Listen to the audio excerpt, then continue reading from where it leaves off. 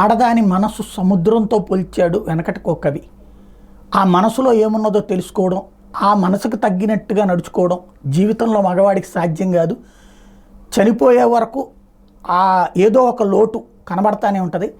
అదేమంటే నా మనసును అర్థం చేసుకో అంటుంది అని చెప్పి ఆ కవి గారి ఆవేదన వ్యక్తం చేశారు.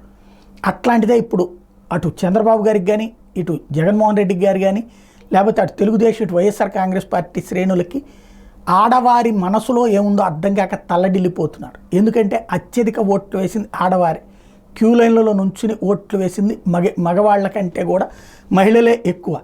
అదే సమయంలో సంక్షేమ పథకాలు పొందినటువంటి మహిళల ఓట్లు తమకేనని నమ్ముతున్నది వైఎస్ఆర్ కాంగ్రెస్. మరొక వైపున లాస్ట్ ట్రిప్ ఏనాడు ఇవ్వనంతగా డబ్బులు చంద్రబాబు ఇచ్చినా అంతకంటే ఎక్కువ ఇస్తానన్నందుకు జగన్కు ఓటేసినప్పుడు మళ్ళీ ఇప్పుడు అంతకంటే జగన్ కంటే ఎక్కువ ఇస్తానంటున్న చంద్రబాబుకు ఓటేశారేమో అన్నటువంటి ఒక మీమాంస. అదే సందర్భంలో తెలుగుదేశం పార్టీకి ఖచ్చితంగా ఈ ఓట్లన్నీ తమకే పడతాయి సూపర్ 6 కారణంగా అన్నటువంటి నమ్మకం ఉంది. మరొక వైపును చూస్తే ఏమో జగన్ అయితే కనుక పూర్తిగా డ్వాక్రా రుణమాఫీ లాంటివి చేశాడు కాబట్టి తనని నమ్మి తమని నమ్మరేమో అన్నటువంటి భయం ఉంది.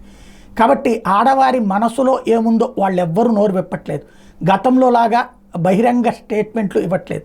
దాంతో మగువ మనసులోని విషయం ఏమిటో తెలుసుకోలేక తల్లడిల్లిపోవడం అన్నటువంటిది రెండు పార్టీల వంతు అవుతోంది.